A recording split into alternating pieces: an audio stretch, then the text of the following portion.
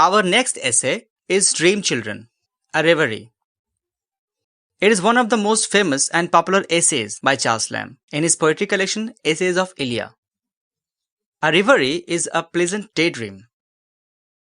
Now, let's begin. This essay stands out from the rest of the essay in the collection, not only in terms of its content, but also because of its form, structure, and style. Generally, essays are considered to be the works of non-fiction. But this essay blurs the line of distinction between an essay and a fiction. In this essay, Lamb uses an autobiographical approach to tell facts of his life inside a dream.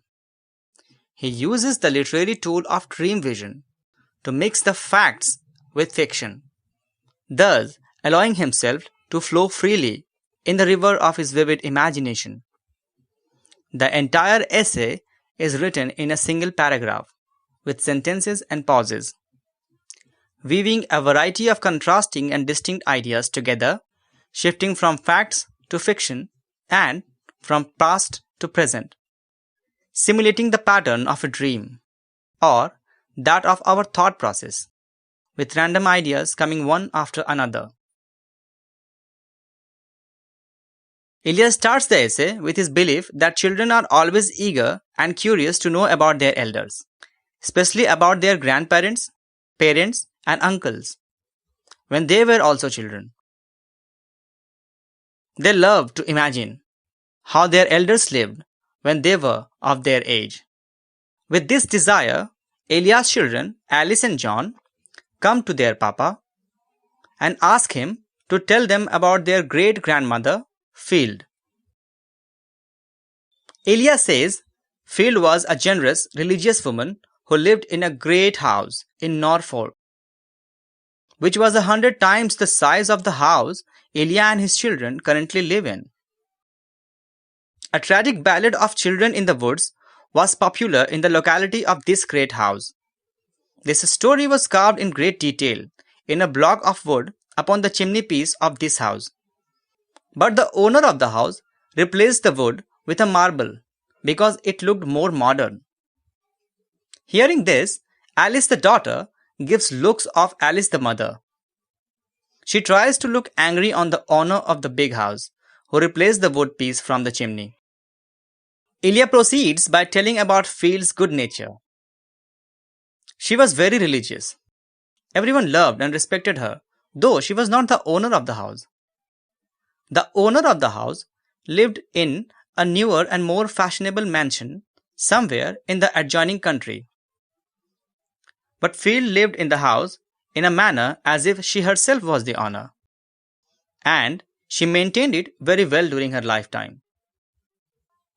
When she died, a large number of people, rich and poor, gathered for her funeral to show their love and respect for this religious and good-natured woman.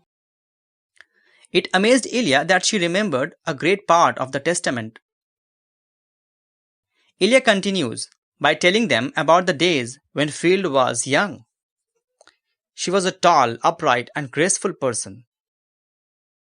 In her youth, she was esteemed as the best dancer of the country. But a cruel disease, cancer, gripped her in pain. However, the disease could not limit her good spirits because she was so good and religious. Field was courageous enough to sleep lonely in her large lone house, though she believed that there were apparitions of two children who glided up and down the great staircase near her room.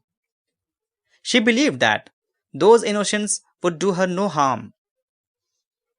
But Elia, as a child, feared them so much that he used to sleep with a maid. Though Elia admits that he never saw the apparitions. Further, Elia informs that her grandmother was so good that she allowed all her grandchildren to stay with her in holidays. He also stayed there, mostly wandering all around the huge mansion and its vast empty rooms. He loved to gaze the marble busts of 12 Caesars who had been the emperors of Rome. He believed and hoped the busts to turn alive, or that he become one of the marble busts like them. He also liked to wander around the old-fashioned garden, where he never plucked any fruits, as they were the forbidden fruit. The gardener did not allow him to pluck any fruit, though he used to pluck red berries and fir apples from elsewhere, which he did not eat. He also loved to lie upon the fresh grass, with all the fine garden smell around him. Above all, he cherished watching the movement of the fish in water. Elia moves on and speaks about their uncle John L. Though Field loved all of her grandchildren, but it was believed that she loved John more, because he was courageous and good-looking. He was like a leader, a king to the rest of the children. He was very brave and could dare to ride a horse. Elia remembers how he used to carry him upon his back when Lamb was a lame-footed boy.